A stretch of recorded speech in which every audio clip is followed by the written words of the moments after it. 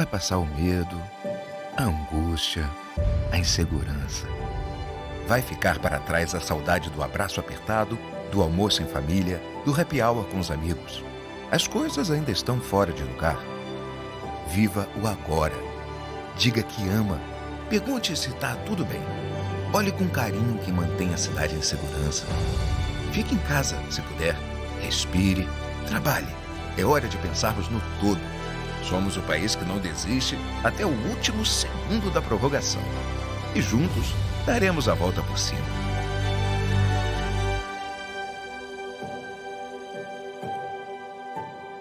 Tudo isso vai passar.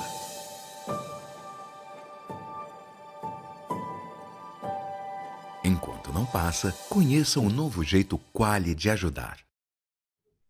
Boa tarde a todas as pessoas que neste momento nos acompanham nesta conferência, promovida pelo Conselho Federal da Ordem dos Advogados do Brasil, que tem como tema central a repercussões jurídicas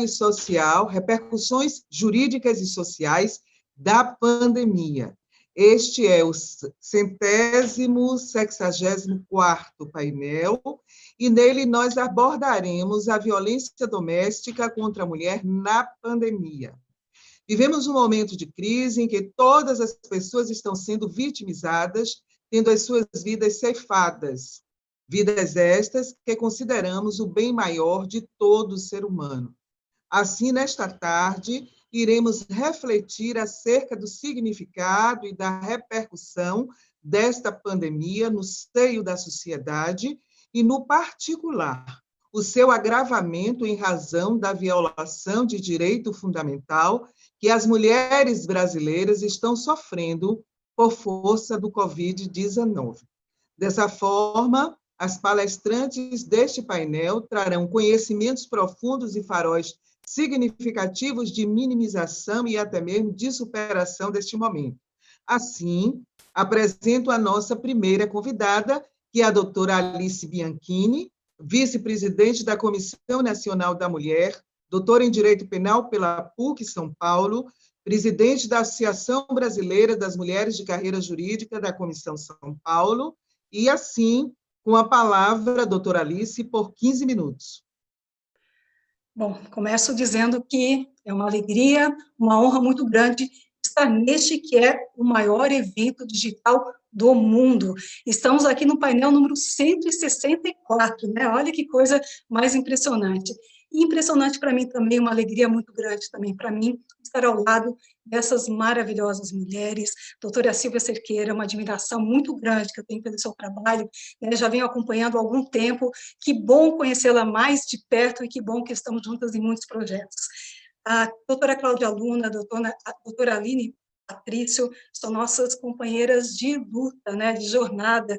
Quantas vezes estivemos juntas aí, com tantos projetos, com tantas ações. Então, uma alegria muito grande também compartilhar este seminário e este painel com essas valorosas mulheres.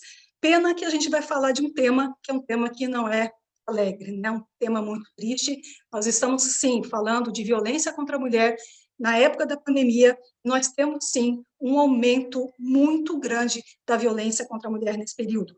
Essa violência contra a mulher nesse período que a gente está analisando, estamos analisando em dados concretos, objetivos, que dizem respeito exatamente aos cadáveres. Então, nós estamos, sim, contabilizando, contando um número muito maior de mortes de mulheres nesse período de pandemia em relação ao mesmo período do ano passado. E quando a gente fala de números, eu gosto muito de uma frase que diz: o que não se mede não se muda. A gente tem que também raciocinar e pensar que por trás de cada número há uma história. Por trás de cada história tem a história não só dessa mulher que morreu, como tem a história também deste homem que foi feminicida, como tem a história dos filhos, e nós temos estatísticas que vão mostrar que mais de 70% das crianças e adolescentes são vítimas junto com a mãe ou são testemunhas dessa violência que essa mãe sofre. Então, nós temos, sim, um quadro dramático, é um quadro que a gente precisa de uma atenção, e foi exatamente por isso que nós tivemos a edição da Lei 14.022.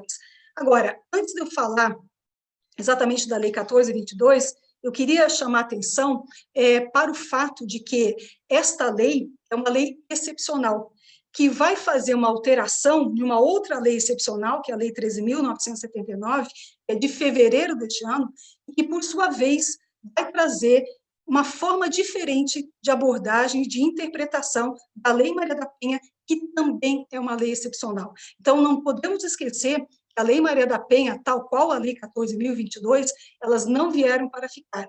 Elas vieram para cumprir uma função, um objetivo. E assim que esse objetivo, essa função estiverem cumpridas, elas vão desaparecer do nosso cenário jurídico. Quanto tempo vai demorar? Vai depender da Lei 14.022, da pandemia. Da Lei Maria da Penha vai depender dos nossos esforços. E o que depender da doutora Silvia, da doutora Cláudia, da doutora Aline e de tantas e tantos que estão nos ouvindo, com certeza, num período mais breve possível, nós não vamos mais precisar da Lei Maria da Penha, porque efetivamente nós já conseguimos fazer com que essa violência brutal contra a mulher no Brasil esteja em níveis aceitáveis. Lembrando que o Brasil é o 5º país que mais mata mulheres. Bom, então é uma lei excepcional dentro de uma outra lei excepcional. Agora, a segunda observação que eu queria fazer, nós temos toda essa questão da pandemia que foi declarada por conta do contágio do coronavírus, então a Organização Mundial de Saúde decretou o estado de pandemia. Agora, também, que eu queria chamar a atenção, a mesma Organização Mundial de Saúde determinou também que a violência contra a mulher é uma pandemia. Então, nós estamos numa pandemia dentro de outra pandemia. E aí a gente vai observar a Lei 14.022, e eu queria falar sobre a Lei 14.022 de forma geral, 3 aspectos importantes. Primeiro, vamos lembrar, ela vai fazer uma alteração em relação a uma lei lá de fevereiro, certo? E vai trazer todas as medidas de enfrentamento à violência contra a mulher, contra a criança e adolescente, contra a pessoa idosa e contra a pessoa com deficiência. Então, ela tem uma abrangência maior do que a questão da mulher, mas nós vamos ficar aqui, pelo menos a minha fala, se referindo somente à questão da mulher, fazendo esse recorte em relação à mulher. Agora, essa lei, a gente observa que ela entrou em vigor no dia 8 de julho, quando que ela fez uma alteração de uma lei lá de fevereiro, o que significa dizer que nós tivemos 5 meses para que essa lei entrasse em vigor, para a elaboração, efetivamente, dessa lei. Do tempo, não para ela entrar em vigor, mas do tempo que ela foi iniciada, o projeto de lei, até que ela tenha sido sancionada. Isso é um problema, porque nós ficamos 5 meses com problemas gravíssimos em relação à questão da violência contra a mulher, e nós não tínhamos uma lei como nós temos agora, a Lei 14.022. Outro aspecto importante, a demora na sanção dessa lei. Na minha cabeça, quando a lei foi para a sanção presidencial, eu imaginava que no dia seguinte ela já teria sido sancionada, mas não foi no dia seguinte, nem no depois, e foi exatamente no último dia possível que ela foi sancionada. E aí a gente tem também uma outra coisa importante, essa lei vai tratar de medidas de enfrentamento à violência contra a mulher, né, dentre outros vulneráveis. Mas o que eu queria chamar a atenção aqui é que ela vai trazer políticas de enfrentamento à violência contra a mulher. E para a gente fazer políticas de enfrentamento, uma coisa muito importante é a gente ter dinheiro. É aí que vem um detalhe que eu queria também observar. Será que nós temos dinheiro para políticas de enfrentamento à violência contra a mulher? A resposta é positiva. Temos muito dinheiro. Um documento elaborado pela Câmara dos Deputados, agora de março, vai mostrar que tem muito dinheiro que foi reservado para políticas públicas de enfrentamento à violência contra a mulher e que, de todo esse dinheiro, que não é pouco, na verdade, o governo brasileiro só utilizou até agora menos de 5% desse valor.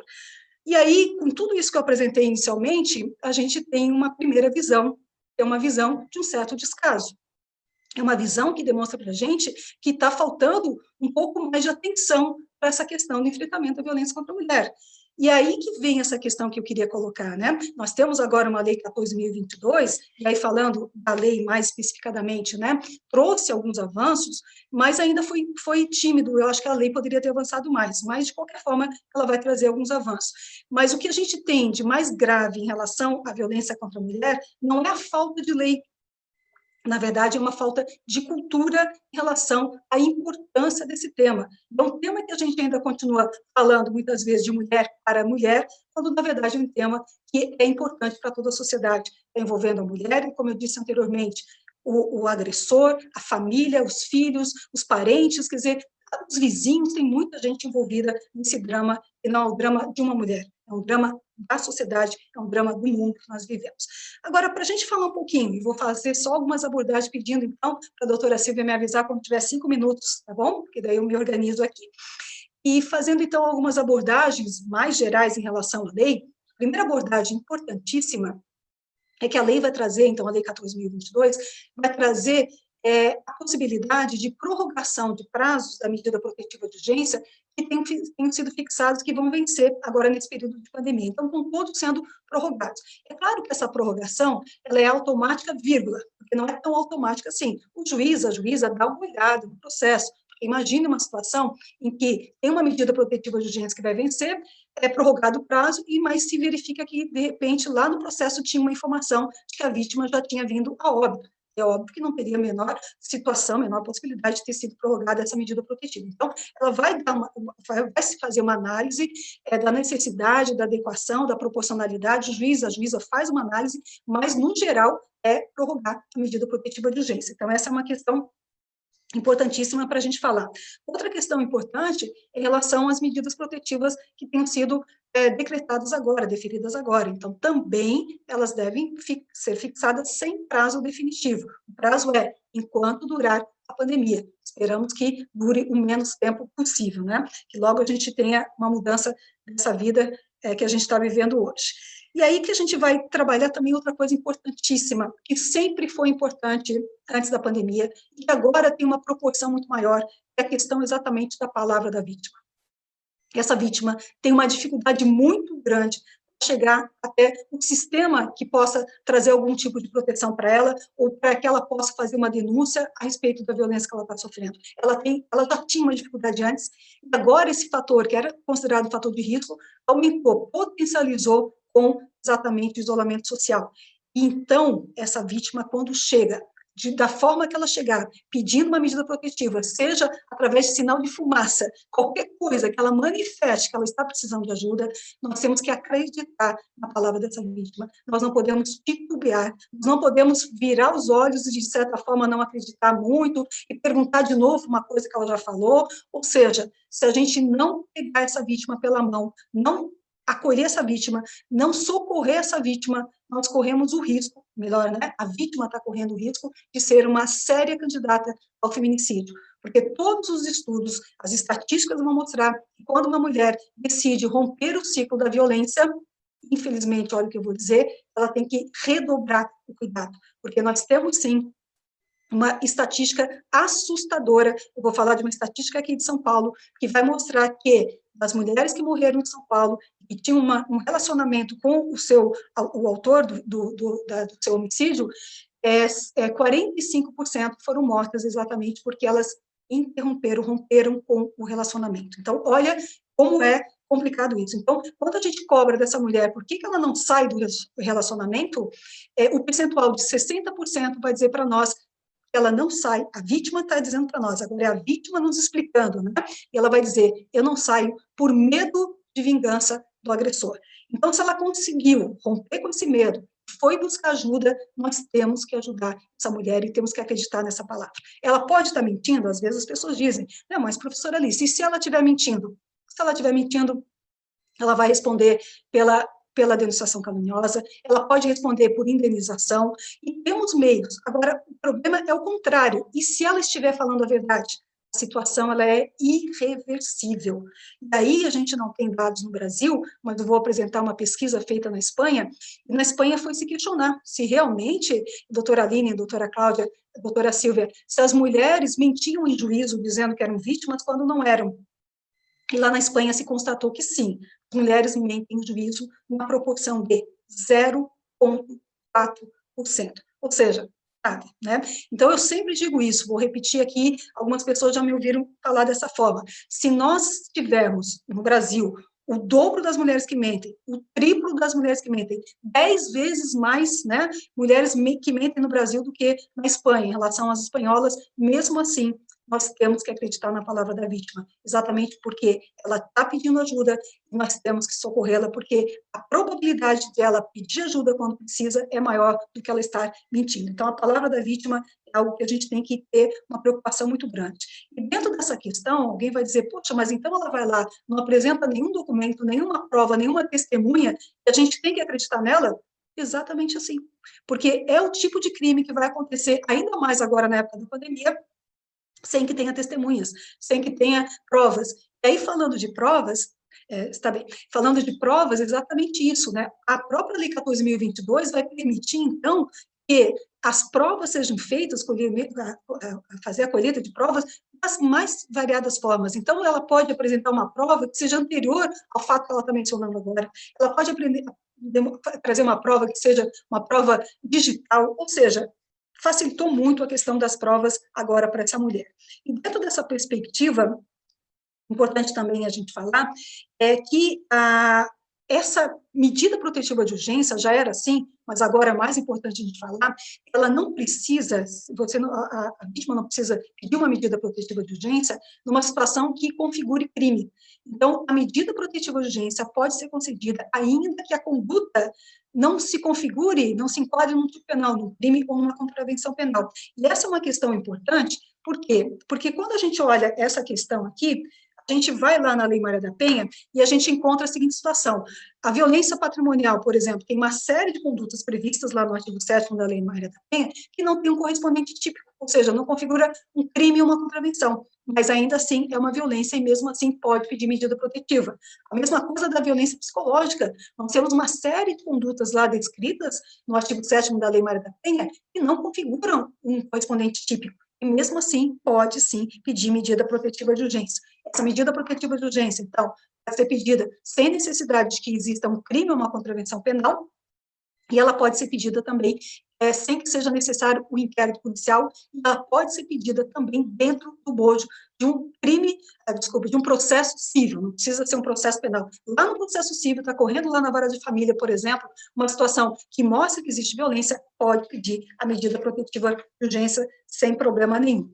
E aí, dentro dessa questão toda, né, para a gente ir para as nossas conclusões, tem muitas discussões em relações à interpretação da Lei Maria da Penha. Vou falar de uma, que é dos recursos. O indeferimento de uma medida protetiva de urgência, o deferimento, traz para nós a possibilidade, analisando a doutrina de jurisprudência, de 7 posicionamentos para dizer qual é o recurso cabível de uma situação em que tem um indeferimento ou deferimento de uma medida protetiva de urgência. Então, no momento de pandemia, não dá para discutir qual é o recurso cabível. O que nós temos que fazer? Aceitar pelo princípio da fungibilidade qual o recurso que ela tenha trazido, né? E, efetivamente, se for uma situação de pedido de medida protetiva de urgência, de indeferimento, o recurso cabível é qualquer um que tenha sido levado, não dá para fazer essas discussões. E para a gente concluir, que o tempo passa muito rápido, que coisa, que absurdo, eu queria dizer para vocês o seguinte, muita gente me pergunta, né? Como é que a gente vai sair dessa pandemia? Será que a gente vai sair melhor, pior ou igual? E eu costumo dizer o seguinte, a gente não tem bola de cristal para saber como vai ser depois, mas com certeza, uma certeza eu tenho, que o depois vai depender do que nós estamos fazendo agora, porque nós estamos numa caminhada, nós estamos em ação, e exatamente essa ação do que nós estamos fazendo agora no período da pandemia é que vai identificar o que vai acontecer depois. Não vai ser um passe de mágica, de repente terminou a pandemia, tá? Passe de mágica nós nos transformamos. Não, nós temos que estar em transformação. Estar em transformação, como hoje se fala na questão racial, não é simplesmente dizer eu não sou racista, eu tenho que ser antirracista. Eu vou trazer a mesma coisa para a questão da mulher. Então, não basta para as mulheres e os homens, principalmente os homens, dizerem, mas eu não sou machista. Muito bem, parabéns. Mas o que você está fazendo em relação à sociedade que ainda é machista? A sociedade é muito machista, tanto que eu vou trazer para vocês uma pesquisa de março deste ano, que foi feita em vários países, inclusive aqui no Brasil, e vai mostrar que nós temos no Brasil quase 90% das pessoas que têm preconceito de gênero. Tem preconceito contra as mulheres, março de 2020, quase 90%. E aí, o que a gente pode fazer? E aí eu chamo a atenção, e vou finalizar com essa pesquisa, que vai falar que as meninas brasileiras, a partir de 6 anos de idade, 40% das meninas brasileiras, a partir de 6 anos de idade, se acham menos inteligentes do que os meninos, olha isso, menos inteligentes do que os meninos, já desistem de fazer atividades. E aí eu fico pensando, né, que mundo é esse, doutora Silvia, que nós estamos mostrando para essa criança, para essa menina de 6 anos de idade, para ela fazer a leitura de onde nós estamos levando ela, porque somos nós que estamos levando, ela está indo pelas nossas mãos. Que mundo é este, dessa microexistência, dessa microvida dessa criança, dessa menina com 6 anos de idade, que ela já se sente inferior. E aí, quando ela cresce, ela vai se sentir inferior, ela vai desistir de seus sonhos e aspirações, como demonstra uma outra pesquisa. Então, essa questão da violência contra a mulher é brutal no Brasil, sim, isso não desanima, é uma questão cultural, sim, isso não desanima, mas, por outro lado, a gente tem uma certeza, e é uma questão cultural, e como cultura nós podemos mudar. Basta que cada um, né, nossas mentes e corações, nos determinem a mudar. A gente tem que analisar no nosso cotidiano, no nosso dia a dia, o que nós estamos mostrando para nossas meninas e meninos que estão criando essa identificação, essa subjetividade de que menina é inferior aos meninos. Então, tem muita coisa para fazer, dá para a gente raciocinar muito, dá para a gente atuar muito, dá para a gente arregaçar as mangas e dá para a gente, e aí a minha última frase, que nós sejamos a mudança que queremos ver no mundo. Tá bom? Muito obrigada. Obrigada, doutora Alice, por essa brilhante palestra. Como sempre, a senhora nos brinda, né, com tantos conhecimentos e orientações na perspectiva prática. Obrigada.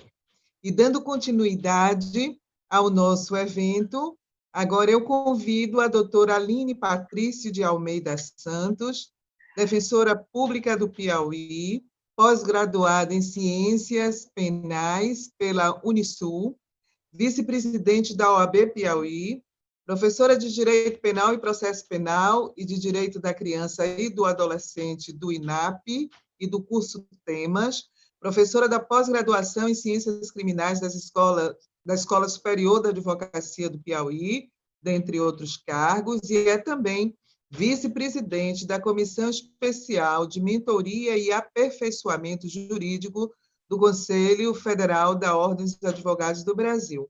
Então, eu passo a palavra com grande satisfação também à doutora Aline por 15 minutos para a sua explanação. Boa tarde a todos e a todas. Estamos no maior congresso jurídico digital do mundo. E eu começo saudando as minhas companheiras de painel.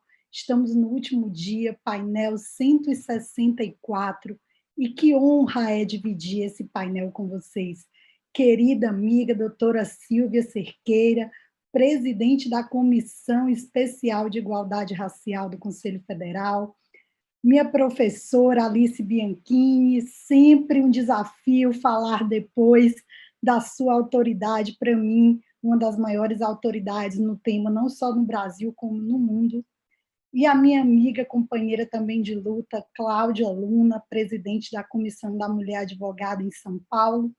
E o quão emblemático é esse nosso painel, né? Nós temos aqui até a questão da igualdade racial, né? E eu queria parabenizar o Conselho Federal, nosso presidente Felipe Santa Cruz e toda a diretoria, notadamente os organizadores deste evento, nosso secretário-geral e coordenador-geral do evento, Dr. Beto Simonetti, o diretor da ESA Nacional, Rony Duarte, o querido membro honorário vitalício e representante também do meu estado Piauí, Dr. Marcos Vinícius Furtado Coelho, que é o coordenador executivo desse evento, porque foi um evento maiúsculo, grandioso, plural, democrático, transverso, e me orgulha bastante estar presente aqui neste painel. Eu quero saudar também todos os advogados e advogadas brasileiras, em especial do meu querido Piauí, meus companheiros de gestão, se sintam todos abraçados na pessoa do meu presidente Celso Barros. E eu sou porque somos, né? Se foi possível eu chegar até aqui, foi porque eu tive o apoio de todos vocês, né? Tem aquele provérbio africano que eu aprendi também com a professora Alice, que sozinho a gente pode ir até mais rápido, mas juntos nós vamos mais longe. E hoje eu quero falar com vocês sobre vozes. O quanto é importante ecoar a nossa voz, do nosso jeito, do nosso lugar de fala, com a nossa história, com as nossas cicatrizes. Eu sou uma advogada nordestina, nascida no meu amado Ceará, mas fiz minha história no Piauí, já estou lá há 16 anos e hoje estou vice-presidente da UAB Piauí, e eu posso ecoar minha voz no maior congresso jurídico digital do mundo. A minha voz ecoa para mais de 100 mil pessoas, mas a voz de Lucimara, de Tatiana, de Maria Elizabeth, de Ângela, foram silenciadas para sempre. Quem silenciou suas vozes? Seus companheiros ou ex-companheiros. Quem são essas mulheres? Eu trouxe aqui o nome de algumas advogadas que foram vítimas recentes de feminicídio. Isso para falar de advogadas, mas quando a gente leva esse recorte para toda a sociedade, nós temos um fenômeno, a violência de gênero atinge todas as mulheres. E quando eu pergunto quem silenciou essas vozes, não foram só os companheiros. Essas vozes, elas são silenciadas desde sempre. É um fenômeno histórico. Elas são silenciadas por uma sociedade machista, patriarcal, por um racismo estrutural, que aí eu tenho certeza que a minha companheira de painel, Cláudia Luna, vai abordar sobre isso. Isso tudo que oprime, abusa, violenta e silencia nossas mulheres, e às vezes silencia para sempre. Eu li algo muito interessante de uma amiga, Fernanda Vilain, que ela disse que o teorema de Tales pode muito bem ter sido o teorema de Ágata, mas nós nunca vamos saber, porque durante séculos foi negado às mulheres os espaços públicos, os espaços científicos, os espaços de poder. E estudando sobre a violência doméstica, notadamente a violência doméstica na pandemia, que é o tema do nosso painel de hoje, eu vi uma frase emblemática que diz que nós estamos lutando duas guerras neste período. A guerra contra a Covid-19, a guerra contra o coronavírus e a guerra contra a violência doméstica. Como a professora Alice bem falou, é a pandemia dentro da pandemia. Mas a verdade é que essa guerra contra a violência doméstica nós já estamos enfrentando há muito tempo. E é uma guerra absolutamente desigual, porque por mais que tenhamos avançado nos últimos anos nos instrumentos normativos, nos dispositivos legais, a nossa Lei Maria da Penha, que, como bem falou a doutora Alice, é uma lei também excepcional, ela vai completar 14 anos no mês de agosto vindouro. Por mais que nós tenhamos todo esse arcabouço, e já vieram várias leis, inclusive a Lei 14.022, que eu também vou tratar um pouco sobre ela, nós estamos lutando uma guerra desigual. Por quê? Porque nós ainda temos muita subnotificação, mulheres com medo de denunciar, mulheres que às vezes não se reconhecem como vítimas de violência, mulheres que às vezes não têm o apoio da própria família para fazer uma denúncia.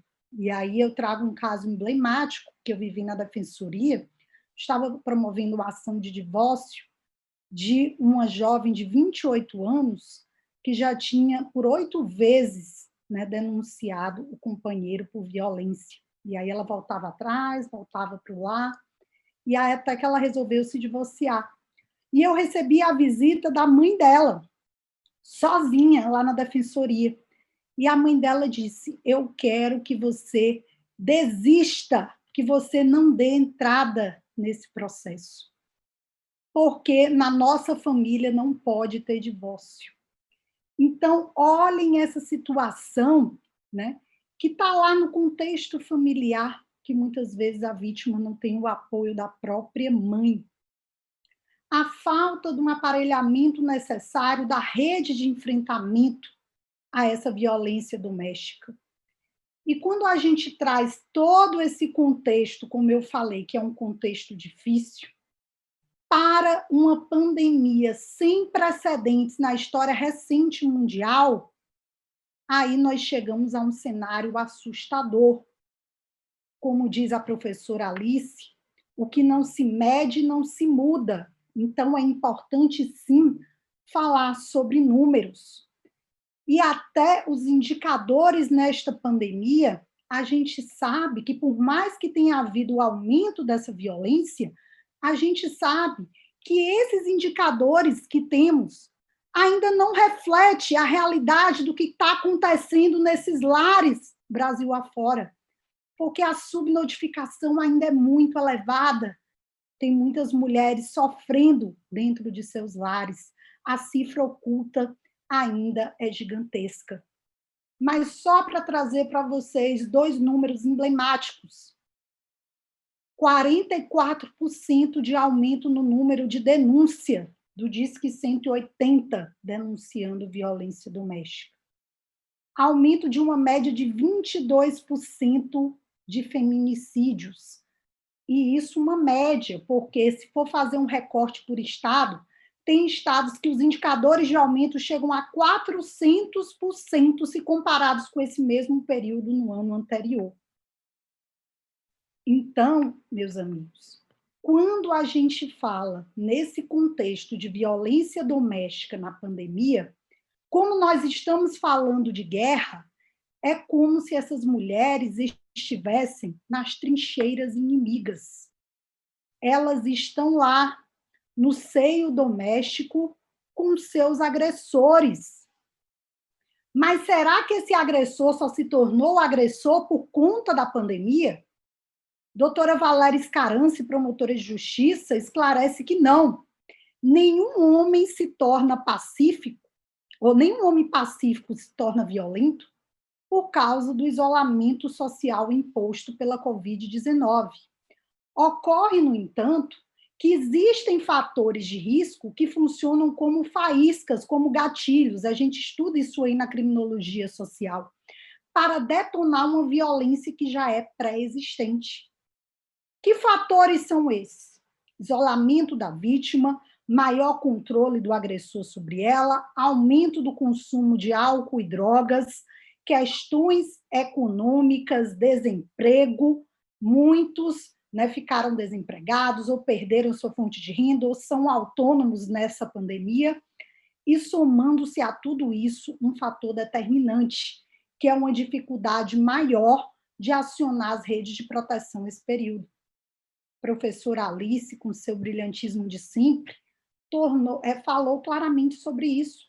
A Lei 14.022, que é uma lei excepcional para o período de pandemia, que altera outra lei excepcional, que é a Lei da Pandemia, a 13.719, só foi publicada dia 8 de julho.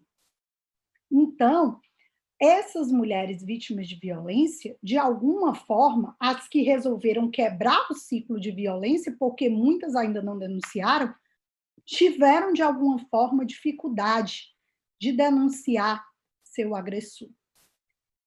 E aí, como boa aluna que sou, diversos pontos que eu coloquei aqui, da Lei 14.022, já foram brilhantemente abordados pela nossa palestrante anterior.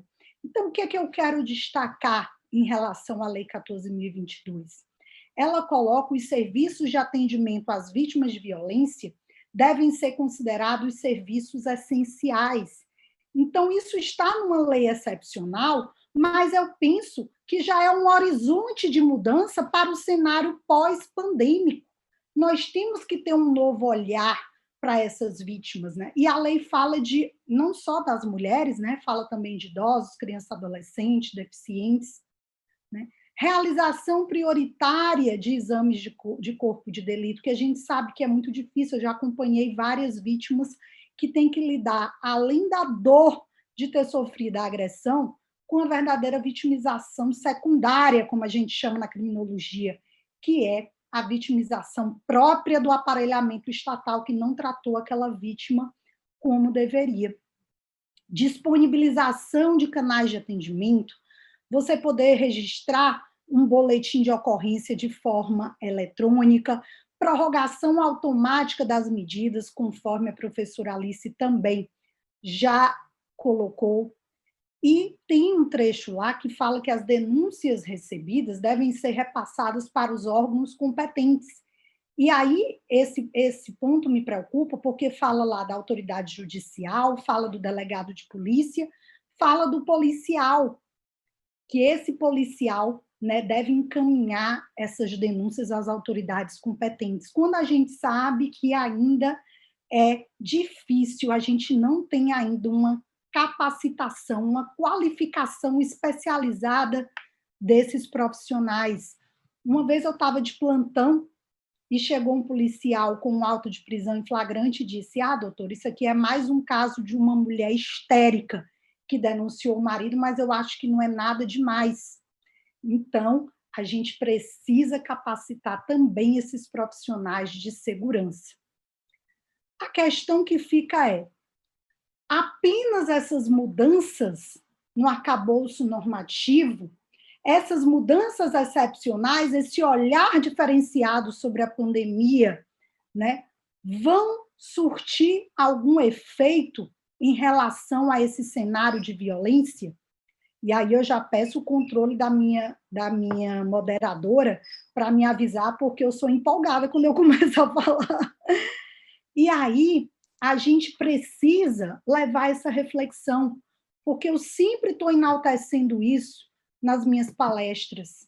A lei é uma das formas de transformação social, de modificação social, até de a gente poder quantificar a violência, visualizar a violência, mas ela não pode ser a única forma. E aí eu vou contar para vocês um caso real, né, de uma assistida nossa, que ela foi assassinada no seu salão de beleza pelo ex-companheiro, e ela estava com a medida protetiva no bolso. E ela chegou a tirar a medida protetiva do bolso e proteger o rosto, como quem diz: não faça nada comigo, eu tenho uma medida protetiva. E isso não impediu que aquela voz fosse silenciada, por isso que eu estou dizendo que eu quero falar de voz. A medida protetiva no papel, física, não impediu que aquela mulher fosse, que a vida daquela mulher fosse dizimada na frente dos filhos. E aí nós precisamos refletir. A Lei 14.022 fala sobre medidas eletrônicas. É importante? É um canal de comunicação? De repente, todos os profissionais do sistema de justiça querem fazer a foto com a palma da mão com um X, dizendo que são contrários à violência doméstica contra a mulher. Mas nas mãos desses profissionais do sistema de justiça, é forte o que eu vou falar agora, escorre o sangue de várias mulheres. De várias mulheres que procuraram o sistema de justiça e que muitas vezes foram ignoradas. De que chegaram na delegacia dizendo ele está descumprindo a medida protetiva e o delegado ignorou. Então, é preciso que esses profissionais que estão no X na mão sintam a dor dessas mulheres. É preciso que haja um mecanismo de fiscalização do descumprimento dessas medidas protetivas. Não basta só criminalizar a conduta. Desde 2018 é crime, está lá no artigo 24A da Lei Maria da Penha. Diminuiu o descumprimento das medidas protetivas? Não diminuiu, porque a gente precisa de outros mecanismos de controle. E aí, para finalizar, que já me deram aqui o aviso que o meu tempo está esgotando, eu queria dizer para vocês que nós não estamos no mesmo barco. Eu vejo muita gente dizendo isso. Nós estamos enfrentando uma tempestade, mas essa tempestade, os efeitos dela não são iguais para todos. E eu vou passar a bola aqui para minha companheira Cláudia Luna, porque as mulheres negras ainda sofrem muito mais, porque elas têm que sair do isolamento para buscar o sustento dos seus filhos, e muitas vezes elas chegam em casa e o companheiro é drogado, é alcoólatra, está desempregado, e ainda bate nela porque ela teve que sair e não fez a comida.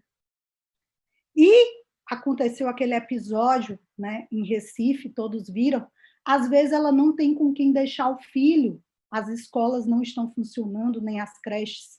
Então, essa mulher pobre, ela está perdendo o emprego. Isso aí já é dado real. Nessa pandemia, as mulheres estão perdendo o emprego mais do que os homens.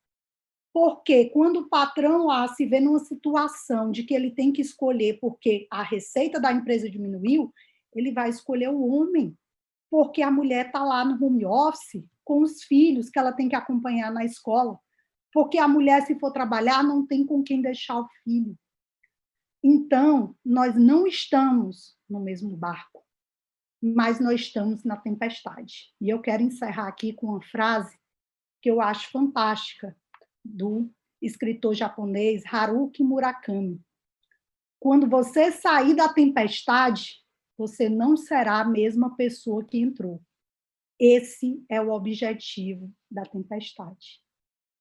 Nós vamos, de alguma forma, sair dessa situação e nós vamos levar aprendizados, como eu falei, nessa própria lei excepcional, tem pontos que a gente pode levar para a legislação ordinária. Mas é importante a gente ter essa dimensão de que essas leis são excepcionais, como a doutora Alice Bianchini falou. E enquanto existir uma mulher sofrendo violência, uma mulher assediada, abusada, silenciada, agredida, nós estaremos aqui, unidas nessa missão. Então, nós não sabemos até quando precisaremos dessa lei, mas nós sabemos que estaremos lá até o fim. Muito obrigada, minhas amigas, companheiras, por essa oportunidade. Parabéns, doutora Aline, pelo brilhantismo, pela exposição tão clara. E eu gostaria apenas de fazer uma pequena pontuação do que a colega e que a senhora pontuou agora tão bem. Como você diz, o positivismo jurídico, por si só, ele não basta, mas eu tenho absoluta certeza que essas ferramentas todas postas nessa reflexão de hoje à tarde, aliada seguramente às contribuições que as colegas deixarão desse painel, porque esse é um painel muito rico, com pessoas que estudam, que se aprofundam nesta matéria. E eu penso que, seguramente, desse painel, alguns faróis sairão para que a gente possa construir a transformação desse estado de coisa, pelo menos faróis, né, sinalizações, para que a gente ultrapasse essa pandemia, que não sabemos quando terminará. E assim, eu agradeço e já convido a doutora Cláudia Luna, advogada atuante na defesa e garantia dos direitos das mulheres em situação de violência doméstica, pós-graduada em Direitos Difusos e Coletivos pela Escola Superior do Ministério Público, pós-graduada em Direito Previdenciário e em Direito Acidentário, membro do Conselho Diretor Nacional da BMCJ, presidente da Comissão da Mulher Advogada da OAB São Paulo. É com muito prazer e carinho que eu passo a palavra agora para a doutora Cláudia. Boa tarde a todas as pessoas presentes. Em primeiro lugar, eu quero agradecer a honra e oportunidade de poder estar aqui nesse painel, ladeada por mulheres tão incríveis e que são referências de vida para a minha trajetória.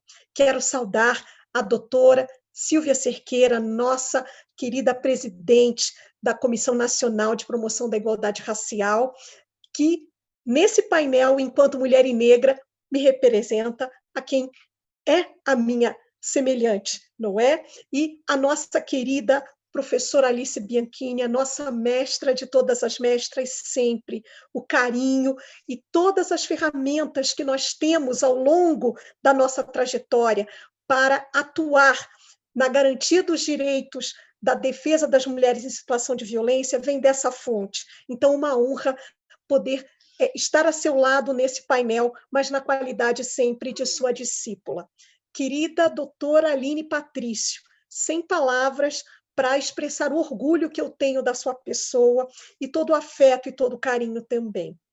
Então, dizer que estar nesse congresso, que é um congresso mundial, que vai tratar, que já trata aqui nesse painel de número 164, de repercussões jurídicas e sociais da pandemia, e nos debruçarmos a respeito dessa temática que traz números tão alarmantes e que revela, nesse contexto, uma pandemia atravessada pela outra, é algo muito sério, não é? E é algo muito importante também.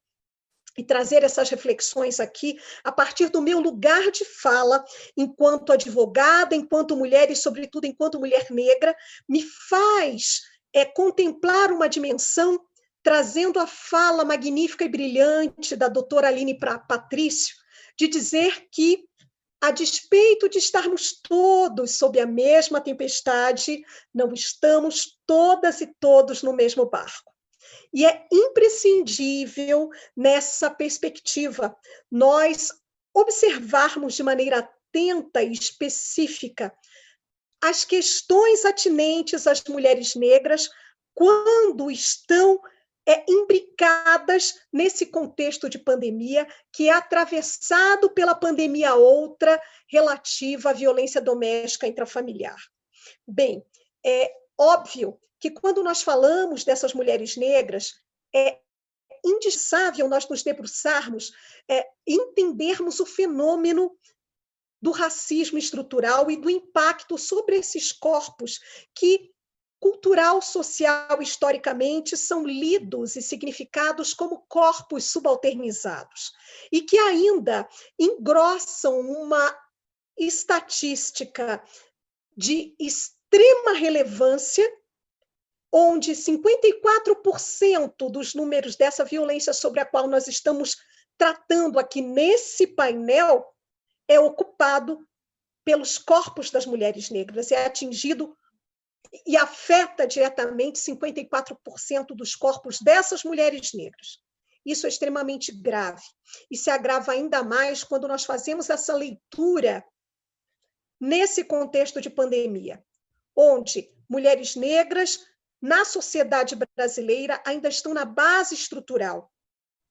Estão na base estrutural e, portanto, são essas mulheres que estarão também nesses chamados serviços essenciais nesse período da pandemia, na sua maioria, não é? Elas serão as auxiliares de limpeza, serão as que trabalham no transporte público, serão aquelas que trabalham no comércio, essencialmente nas atividades de farmácia, de supermercados, e estarão aí num duelo constante entre a violência doméstica intrafamiliar e, sobretudo, num duelo constante para se manterem vivas, tanto em relação ao coronavírus, como para se manterem vivas e sobrevivendo por conta dessa violência.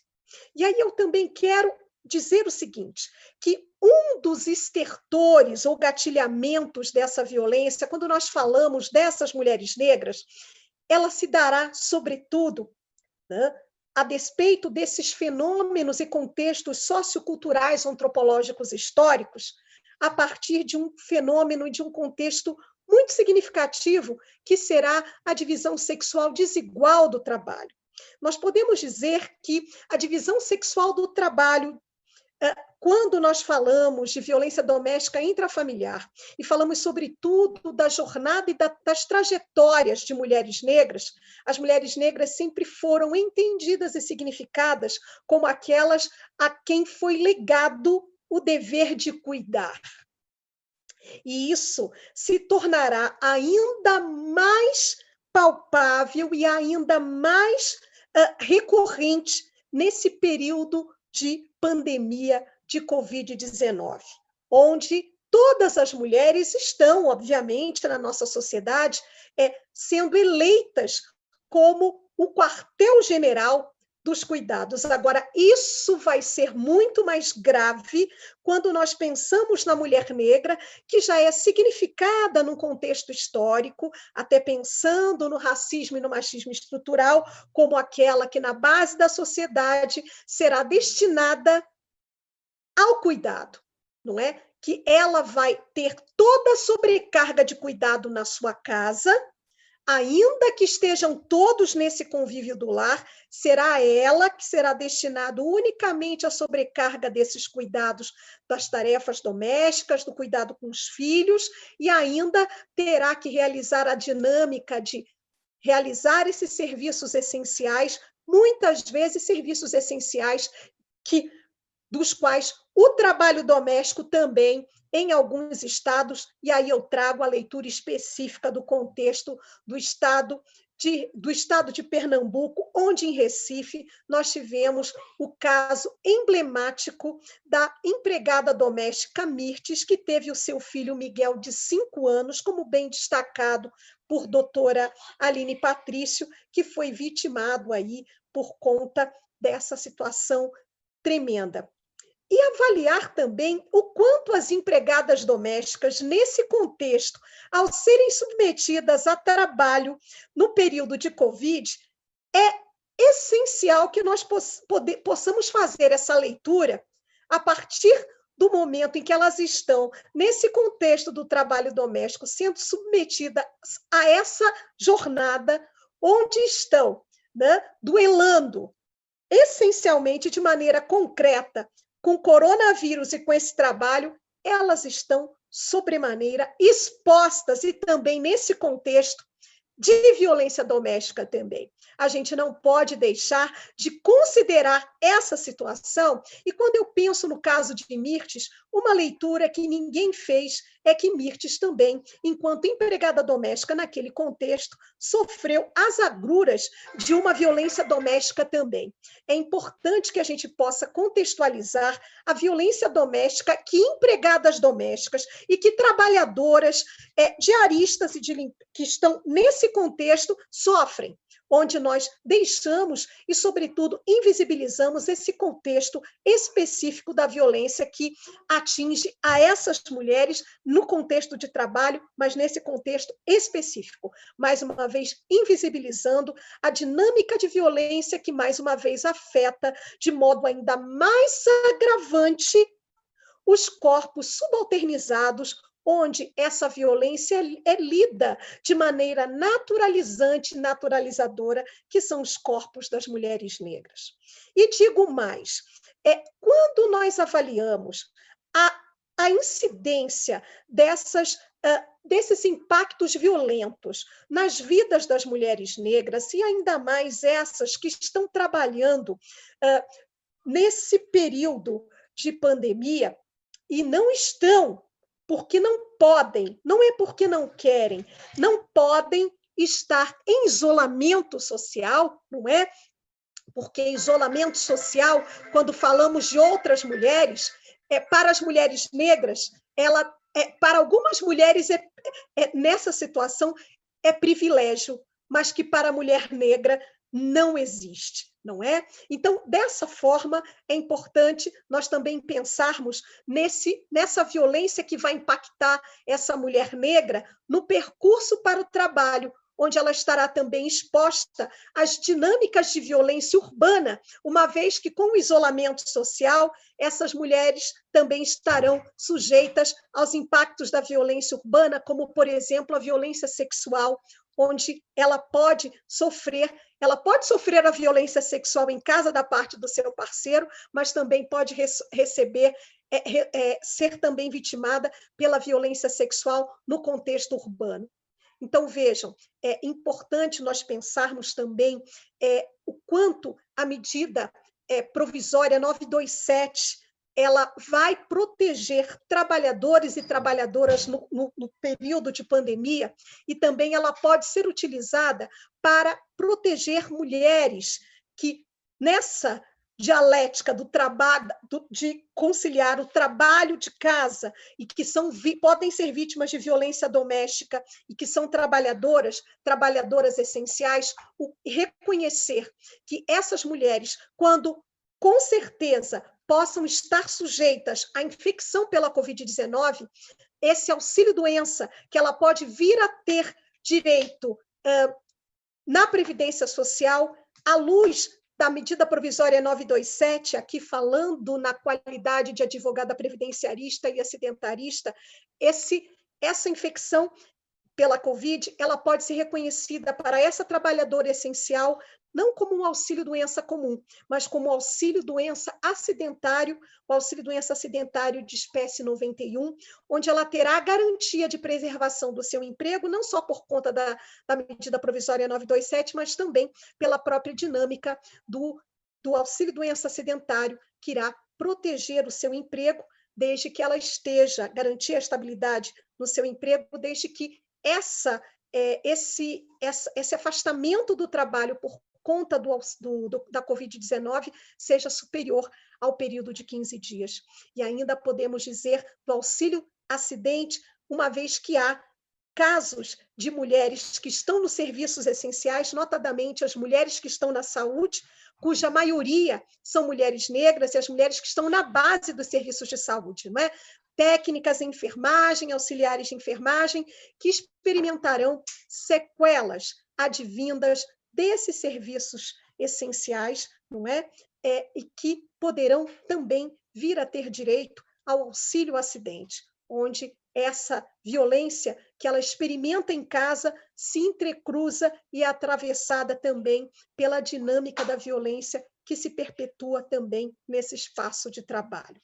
Então, quero terminar esse painel citando Débora Diniz, antropóloga feminista, que diz que o mundo pós-pandemia será um mundo onde serão cultivados valores feministas como sororidade, solidariedade, mais humanidade e, sobretudo, proteção social.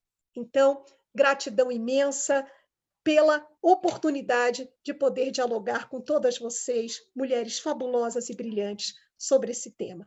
E a todas e todos. Gratidão. Parabéns pelo brilhantismo de sempre. Que alegria poder estar ao lado dessas colegas brilhantes e da nossa queridíssima professora Alice Bianchini. Sim. Mas eu gostaria de pedir, num tempo assim muito rápido, não é? Porque as colegas sabem, nós cumprimos literalmente o rigor do tempo. Eu gostaria que, a partir da professora Alice, fizesse suas considerações finais, porque estamos rigorosamente no tempo. Então, eu gostaria de passar a palavra para a professora Alice, para que fizesse as suas considerações finais. Bom, eu queria aproveitar essa oportunidade, primeiro para agradecer, claro, né, mas para colocar uma outra coisa objetiva que tem a ver com o que foi falado pelas minhas colegas. Com relação às mulheres acadêmicas, houve uma diminuição das subscrições de artigos no âmbito acadêmico. Então, as mulheres houve uma diminuição de cerca de 50%, significando dizer que as mulheres não estão conseguindo fazer mais aquilo que faziam anteriormente. Por outro lado, houve um aumento nos casos de livros que estão sendo encaminhados para as editoras e o aumento dos livros escritos por homens. Então, objetivamente, como eu gosto muito de números, de pesquisas e de dados objetivos, temos para verificar que realmente essa divisão das tarefas domésticas precisa ser revisto. Enquanto a gente não muda isso, tudo vai ser um discurso. A gente fala muito, né? Feminismo é a teoria, mas lavar pratos é a prática, né? Então, é isso que eu queria dizer para finalizar aqui, agradecendo muito essa oportunidade. Ok, professora, obrigada. E eu passo a palavra para a doutora Aline. Mais uma vez, doutora Aline, para as suas considerações. Obrigada, querida Silvia. Eu fiquei tão emocionada no meu no meu painel, porque eu sou muito vibrante e esqueci de compartilhar aqui algo que eu tinha separado para compartilhar com vocês, que é justamente no intuito da gente continuar trocando informações. E agora eu não estou conseguindo aumentar a tela. Ao vivo tem dessas coisas. Espero que vocês estejam conseguindo ver. Deixa eu... Não consegui aqui. Que são meus contatos, né? Então, Aline Patrício aí no Instagram, com Y2Ns. Eu tenho um podcast também, a DV Go. E aí a gente troca informações sobre isso. Queria até convidar já a minha professora mestre para fazer um podcast comigo, para a gente continuar conversando. Olha, eu estudei direitinho, viu, que eu tinha separado tudo que você falou da 14.022. Vamos fazer um podcast sobre isso. Cláudia, minha querida, toda a minha admiração. Obrigada, gente. Então, eu gostaria de passar a palavra agora, para finalizar, para a doutora Cláudia Luna. Por gentileza, doutora Cláudia. Bom, eu quero também agradecer aqui a oportunidade e não posso deixar de citar, até porque o direito por si só, ele não dá conta de resolver as questões relativas à violência doméstica. Então, eu gosto de também sempre dialogar com outra área do conhecimento, e nesse caso a psicologia, e dizer que também nesse contexto de pandemia, o Conselho Federal de Psicologia lança a resolução de número 8, agora também dia 7/7, que foi lançado recentemente, quando trata do atendimento psicológico às pessoas em situação de violência, em consonância também com a Lei 14.022, não é? Numa dinâmica de atender as pessoas em situação de violência, todas, não é? Todos os setores, sejam crianças, idosos, mulheres idosas, pessoas LGBTQI, sempre na perspectiva de garantir a segurança dessas pessoas, de sempre enviar os relatórios para a justiça e também quando se tratar da população LGBTQIA+, nesse contexto de violência, sem que haja numa perspectiva de não patologização e não medicação. Então, é isso que a gente quer deixar aqui e dizer que esse assunto é realmente muito importante, as campanhas preventivas também são importantes, desde que elas efetivamente façam com que haja uma capacitação e um diálogo de toda a rede de atendimento, para que as mulheres possam realmente ser contempladas, e também um investimento maciço em políticas públicas que contemplem as diversidades. Então, muito obrigada. Obrigada a todas as palestrantes. Tivemos uma tarde muito feliz, né? E muito, assim, com trocas importantes, conhecimento muito importante. E parabenizar o nosso Conselho Federal por esse congresso, o maior congresso digital, jurídico, né, digital do mundo, e dizer aos colegas e a todos que nos acompanharam que até a próxima, e muito obrigada a todos e a todas.